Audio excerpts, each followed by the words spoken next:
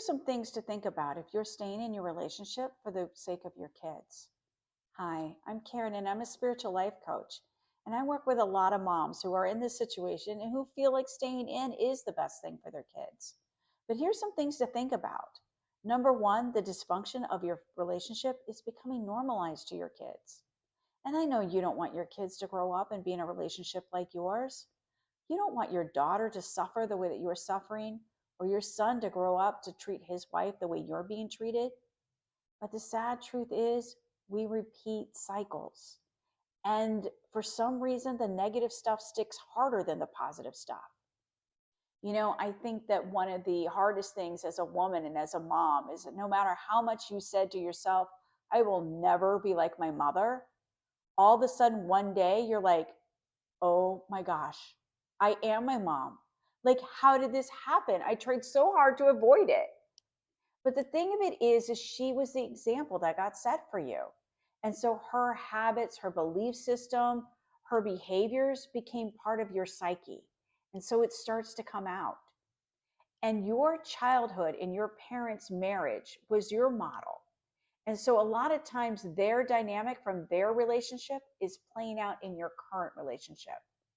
It's also very possible some of those emotions that are coming up from your partner are some of the emotions you had towards your dad. And you might be repeating that dynamic as well. What happens is we unintentionally pass down patterns of people pleasing, emotional avoidance, and codependence. Your current actions are modeling what love looks like for your kids. And the dynamic between you and your partner are becoming the template for love, self-worth, and emotional safety. I want you to know that this doesn't mean that you have to leave your relationship. Okay? There are things that you can do to help you heal and empower yourself. And when you start changing your behavior and the way you show up in your relationship, your partner has no choice but to change the way that they respond to that. And this could be a really good thing, or then again, it may not. And that's why you're the only one who can decide for yourself whether it's better to stay in or get out. Something else to take into consideration is that kids feel what you don't say. There was a landmark longitudinal study done back in 2012 and that found that children whose parents fight frequently when they were in kindergarten were far more likely to have mental health issues and behavioral issues by the seventh grade, even if they never heard their parents argue. That's huge.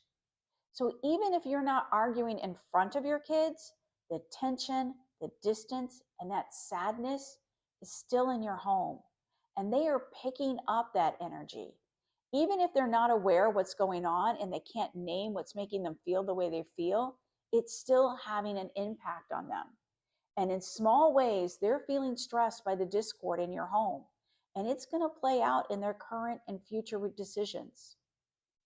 Kids who grow up around parents whose relationship is constantly strained are far more likely by teenagers to suffer from depression, anxiety, eating disorders, substance abuse, or just having a negative outlook on life.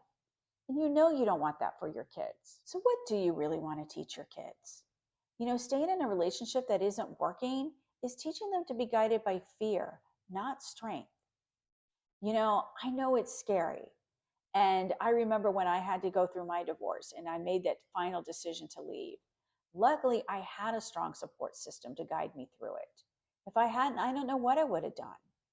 But what guided that decision was that I know that I wanted to send my kids a loud and clear message that the things that he was doing and saying were not okay. And I wanted to provide them with a home where there was an adult who modeled emotional stability and handling setbacks in a healthy way. Just as a side note, I never did badmouth him to them and, tell them about how I was right and he was wrong. As they got older, they figured all that stuff out on their own. But the big thing is that I feel that by leaving the situation, I earned their respect in the long run. Because if I had stayed in, now that they're adults, they would not have had respect for me. By remaining in an unhealthy dynamic, you're teaching your kids to tolerate pain instead of honoring their voice or setting boundaries. Kids thrive in environments of truth, not tension. Authenticity and emotional clarity are greater gifts than silent suffering. So know that you can still be a present, loving parent outside of the relationship. And again, I want to reiterate, this does not mean that you have to leave, but it does mean that you need to start having some difficult conversations, setting some firm boundaries, and looking at how your own childhood is affecting your current situation.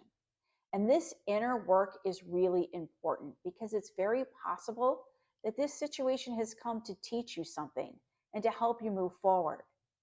You know what happened to me was after I got out of my after I got my divorce, I ended up years later in another unhealthy relationship because I didn't take the time to do that inner work.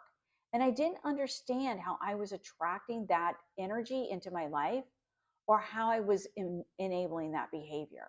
So it's really important to do that inner work because that lesson is going to keep showing up until you learn it. And I've worked with lots of women who it either comes back in another relationship, or if they choose not to get into another relationship, it finds its way into their work environment or into relationship with family and friends. So it's really important to do that inner work. However, if you do decide you need to leave, I want you to know that leaving doesn't mean abandoning. It means creating two peaceful homes instead of one broken one. You know, kids can thrive in a variety of home structures, single parent, dual parent, or even with extended family. The most important thing is that kids feel safe, loved, and supported. You know, breaking the cycle starts with you. And choosing healing over pretending is the greatest legacy you can leave your kids. Teach them to make decisions from a place of self respect and wisdom. Teach them to stand up for what their needs are. And teach them that although relationships don't make you happy, they should at least support it. So if anything in this video spoke to you, please subscribe to this channel. And if you need to talk, no, I'm here for you. From my heart, I want what's best for you and your family. So if you need to talk, drop me a comment or go to my website. The link's in the description. And you can book a call for me. I'd love to talk to you. In the meantime, take care of yourself, okay?